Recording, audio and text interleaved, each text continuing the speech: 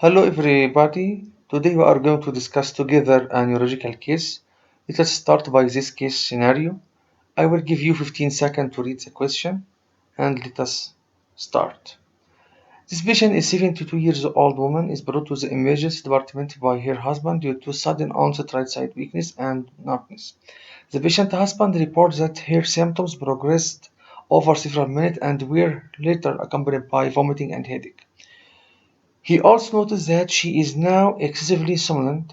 The patient has hypertension and persistent atrial fibrillation as well as mild dysplasia that has not required treatment.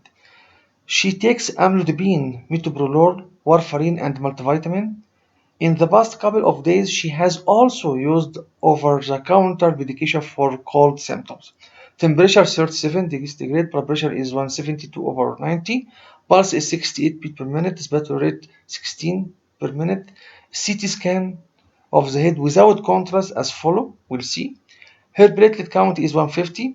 Activated partial somatostatin 30. INR 5.0.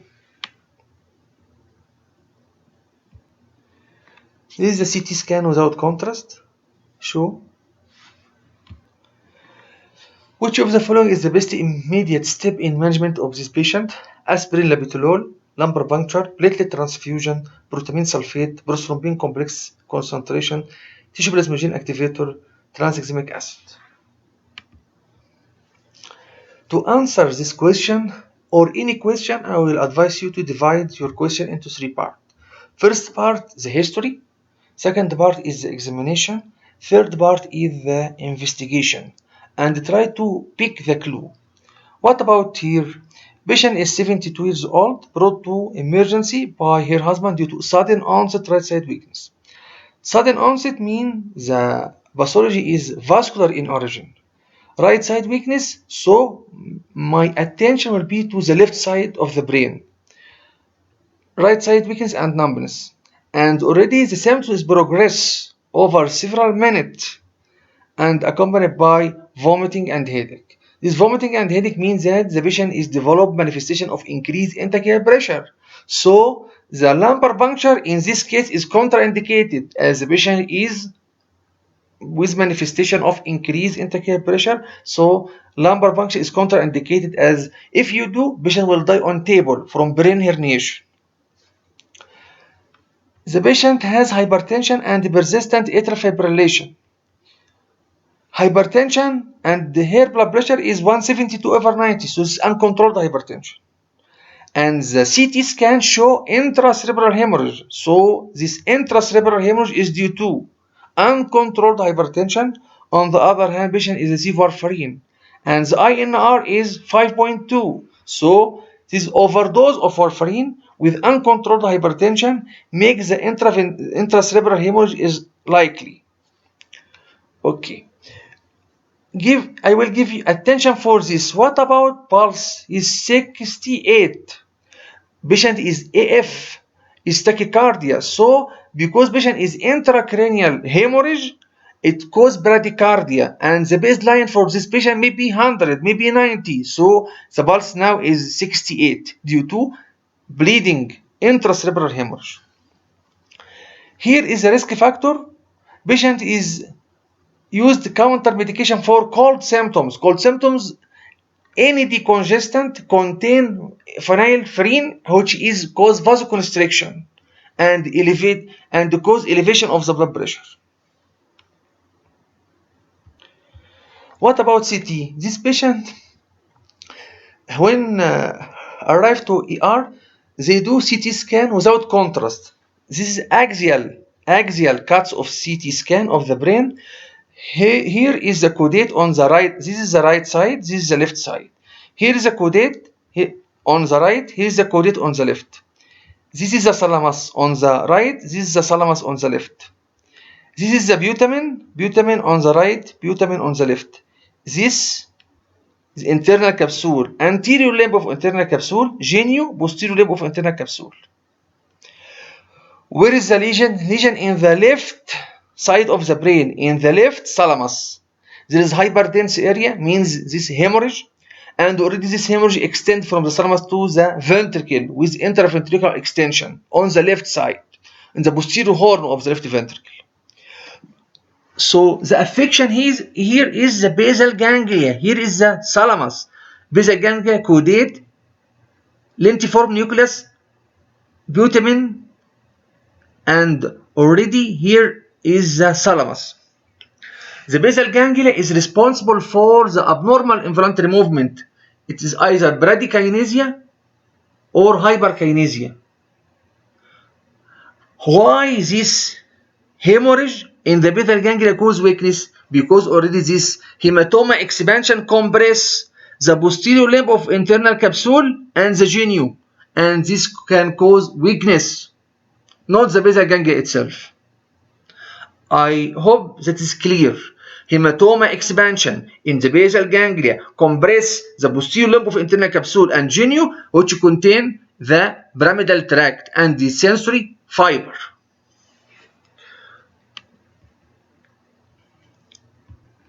Okay, look for the choice. First choice, aspirin and labetalol. Of course, we want to try to decrease blood pressure, as blood pressure is 172/90. If you not controlled here blood pressure, hematoma expansion. But on the other hand, aspirin is contraindicated. So this is wrong answer.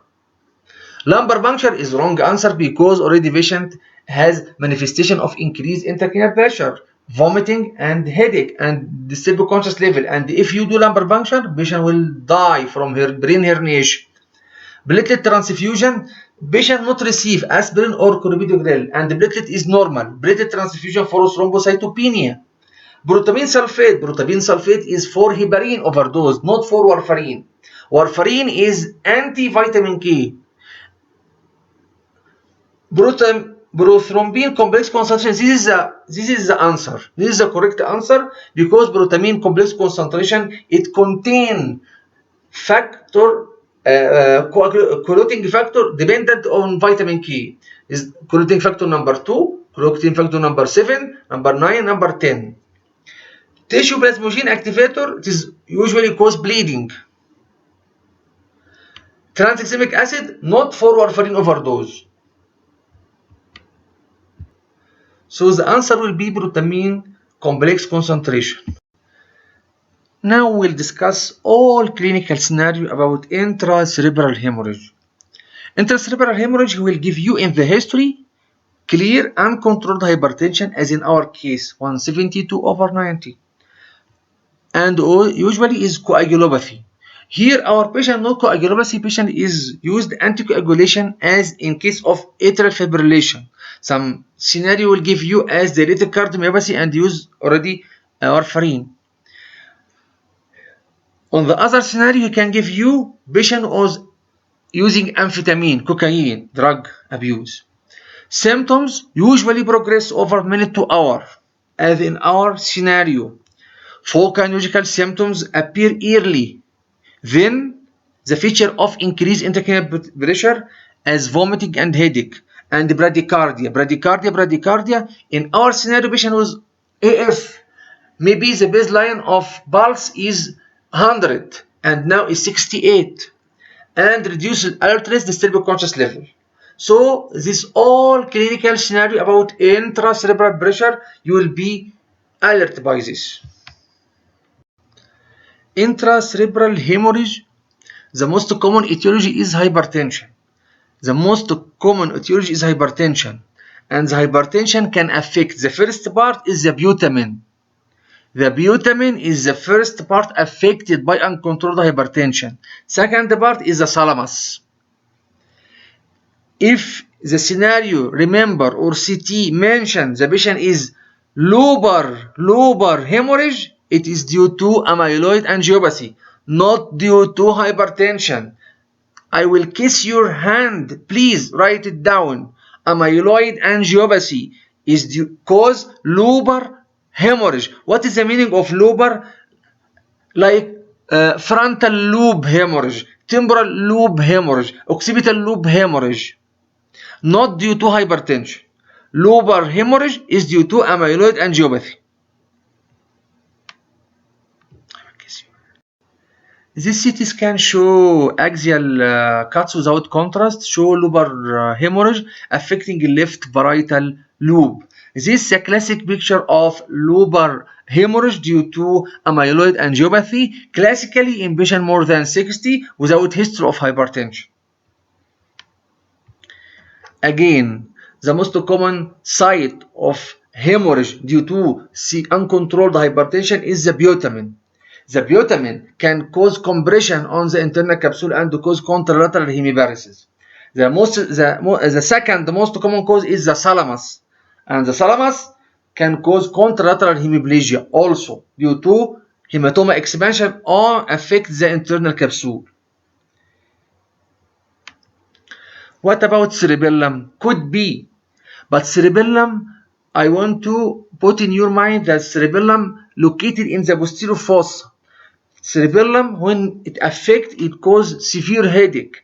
And this headache is characteristically located at occipital headache, and associated with vomiting and unsteady of gait and nystagmus. This is a characteristic of cerebellar affection.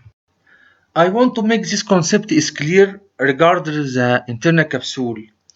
This is the CT brain axial cuts. This is number 5 is a caudate. This number 4 is the thalamus. This is number 6 is the lentiform nucleus.